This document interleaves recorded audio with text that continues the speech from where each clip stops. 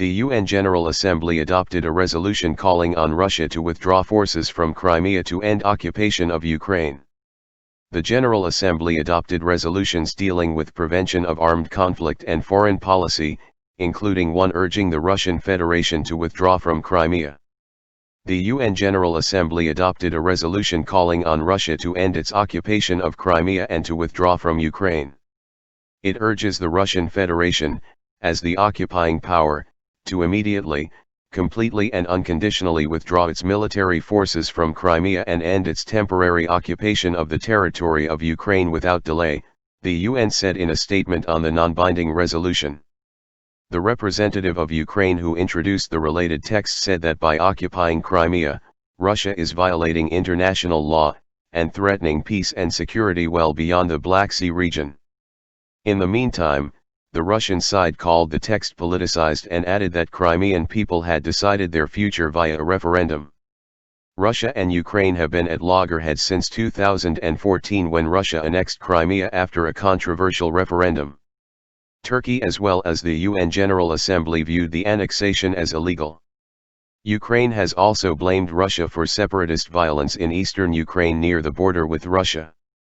By a vote of 63 in favor to 17 against, with 62 abstentions, it adopted the resolution problem of the militarization of the Autonomous Republic of Crimea and the city of Sevastopol, Ukraine, as well as parts of the Black Sea and the Sea of Azov, document A/75/L.38/Revelation 1.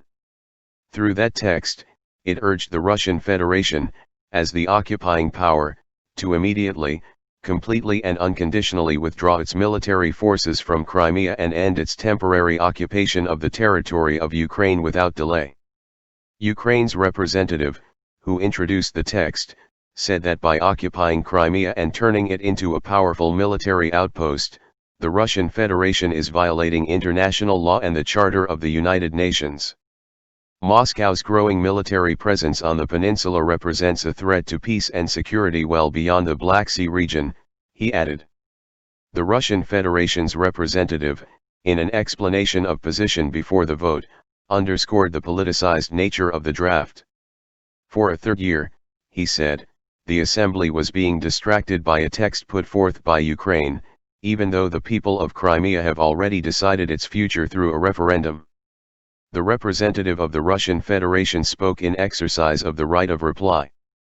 The Assembly also considered the draft resolution titled Problem of the Militarization of the Autonomous Republic of Crimea and the City of Sevastopol, Ukraine, as well as parts of the Black Sea and the Sea of Azov, document A/75/L.38/Revelation 1. Through that text, the Assembly would urge the Russian Federation, as the occupying power, to immediately, completely and unconditionally withdraw its military forces from Crimea and end its temporary occupation of the territory of Ukraine without delay. It would call on member states and relevant international organizations to cooperate with the United Nations to encourage and support efforts to end to the Russian occupation of Crimea, and call upon all member states, international organizations, and specialized agencies to refrain from any visits to Crimea that are not agreed with Ukraine. Sergei Kyslytsya, Ukraine, introducing L.38/Revelation 1, said the text raises a matter of fundamental concern, not only for his country but for the United Nations membership at large. By occupying Crimea and turning it into a powerful military outpost, the Russian Federation is violating international law and the Charter of the United Nations. The peninsula remains inaccessible for inspection or verification missions under relevant international treaties.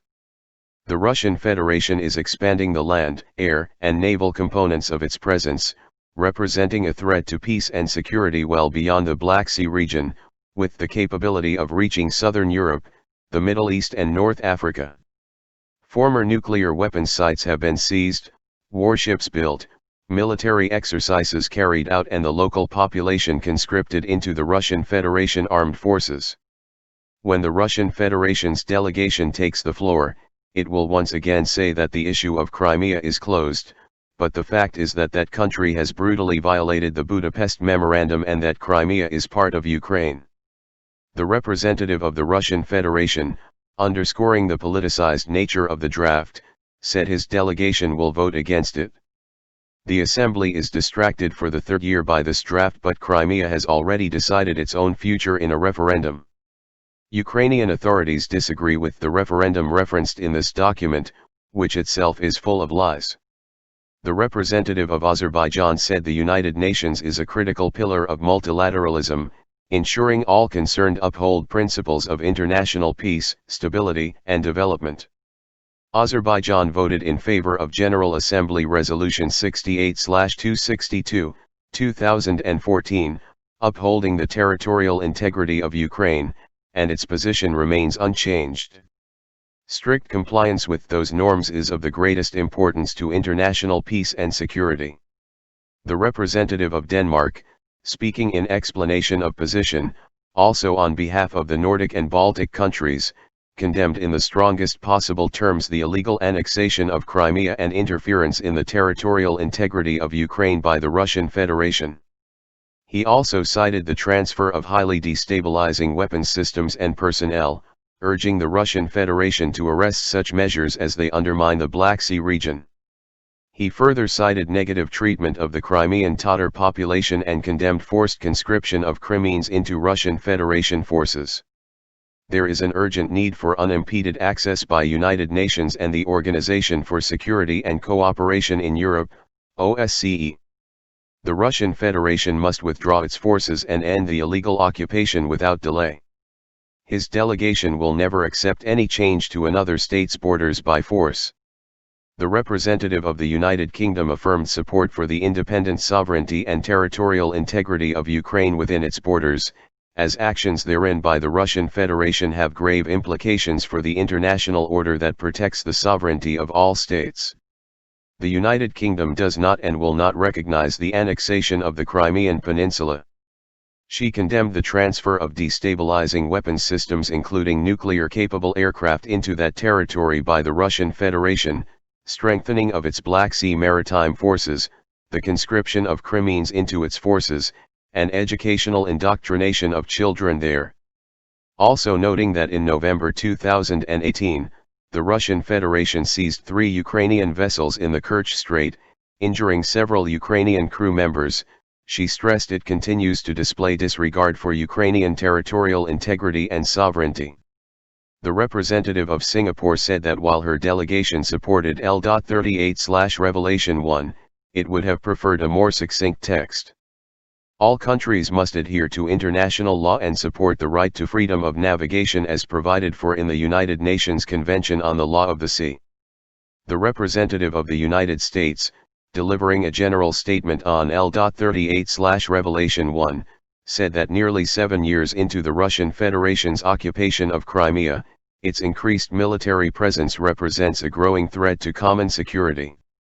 His country does not recognize the Russian Federation's purported annexation of Crimea, he said, adding, "Crimea is Ukraine." Speaking in a point of order, the representative of the Russian Federation expressed regret over the vote just completed, because of its absurd content and lack of impact on Crimea's position. Ukraine is simply acquiring one more reason to trick its population, and the Assembly has become a partner in this process. He called on all to think of the lives of ordinary Ukrainians and their government's imposition of a destructive economic and social policy. He then made apologies to several affected by the Molotov/Ribbentrop during the Second World War, including hundreds of thousands of Polish Jews. Also speaking in a point of order, the representative of Ukraine expressed regret that the Russian Federation's statement was not a point of order, but simply a statement in abuse of the meeting. If the Russian Federation is criticizing the draft, this only shows that Ukraine is doing the right thing. He reminded Moscow that Prime Minister Vladimir Putin condemned the Molotov/Ribbentrop Pact 11 years ago, calling it an immoral pact with the Nazis. The Russian Federation's refusal to condemn it and recognize it as a pact with the Nazis suggests that Moscow is backsliding and abandoning democratic values. The representative of the European Union said his delegation will not recognize the illegal annexation of Crimea and Sevastopol by the Russian Federation. The bloc is committed to the principle of the sovereignty and territorial integrity of Ukraine within its borders, and considers the annexation a breach of international law and violation of the Charter of the United Nations, which prohibits use of force against any state. Those actions also violate the Russian Federation's bilateral commitments, including the Budapest Memorandum of 1994. He emphasized the so-called referendum held in Crimea on March 2014 has no legal validity and is in breach of the Ukraine constitution, calling on all member states to remain steadfast in non-recognition of the annexation as per General Assembly Resolution 68/262, 2014. Condemning the deployment of highly destabilizing Russian Federation weapons systems and military personnel, and conscription of Crimeans into its forces, a breach of international humanitarian law, he said it is crucial for that state to withdraw its military forces and end the annexation without delay. Member states must also refrain from any dealings with the Russian Federation as they pertain to the Crimean Peninsula, and all monitoring mechanisms must have unimpeded and safe access to the territory. The European Union remains steadfast in its non-recognition of the annexation. Right of reply. The representative of the Russian Federation, speaking in exercise of the right of reply, said that the Soviet Union had been forced into pax with Adolf Hitler. Moreover, it is blasphemous to equate the Nazi occupation with the Soviet Union, he said, calling upon Ukraine to refrain from continuing a discussion that its representative would later come to regret. Crimean Tatars rally to remember 1944 deportations. Protesters in Turkey say Russia now repeating persecution carried out 76 years before. Hundreds of Crimean Tatars gathered in Turkey's capital to commemorate the 76th anniversary of their deportation by the Soviet Union and the second anniversary of Crimea's occupation. Today, Russia is repeating in the region the repression and persecution carried out 76 years before. On May 18, 1944, tens of thousands of Crimean Tatars were deported to Central Asia by Joseph Stalin's Soviet regime, which accused them of having collaborated with occupying Nazi forces. Around 180,000 people were deported to various regions within the Soviet territory, in particular Siberia and Uzbekistan. Almost half of the exiles, who endured long months of dire living conditions, are thought to have died of starvation and disease. This 30-year exile continued until 1987, when the Soviet government allowed 2,300 Crimean Tatars to return to their homeland. Another 19,300 people followed in 1988. Russia annexed Ukraine's Crimean Peninsula in March 2014. Since then, the region's Tatar minority has complained of repression, including arbitrary arrests and detentions. The Crimean Tatar Mejli was banned by the Supreme Court of Crimea in April as an extremist organization following a prosecution application lodged. Crimean Tatars would continue to fight against unjustified invasion of Ukraine. Various events are being held in Turkey and Ukraine in remembrance of